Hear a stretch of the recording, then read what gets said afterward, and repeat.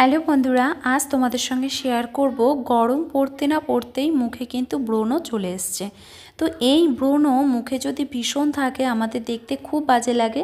তাছাড়াও স্কিনে খুব ডার্ক স্পট পড়ে যায়, ব্রণের জন্য কোনো কিছুতেই ঢাকে না, আরও বরঞ্চ খুবই গরমে খারাপ লাগে। তো চলো বন্ধুরা, এই ব্রণ মাত্র 3 দিনে তোমরা মুক্তি পাবে এবং স্কিন কাচের মতো গ্লাস ফিনিশ কিন্তু পাবে সত্যি যদি এটা অ্যাপ্লাই করো তোমরা 3 দিন পর পর। তো চলো, সবার প্রথমে একটা পাত্র নিয়ে নিতে হবে বেসন।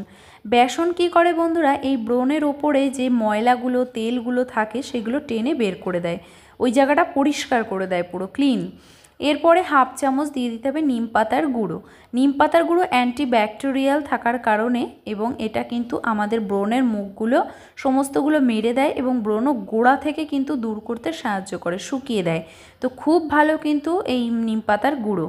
এবার দিয়ে দেবো আমি হাফ চামচ মতো টক দই। টক দই কিন্তু খুব ভালো আমাদের ব্রণ দূর করার জন্য। তার সাথে অল ওভার ফেসের যে কালো দাগ স্পট পড়ে গেছে, ম্যাড়মেড়ে লাগছে, কালচে ভাব লাগছে, সেটাকে তুলে ক্লিন করবে। খুব ভালো কিন্তু ভেতর থেকে স্কিনকে পিউরিফাই করার।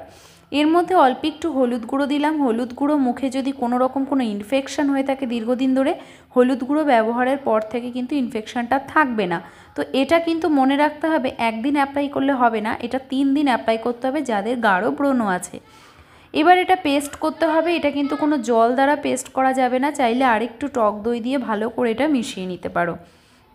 তো দেখো আমি এখানে ভালো করে কিন্তু মিশিয়ে নিচ্ছি।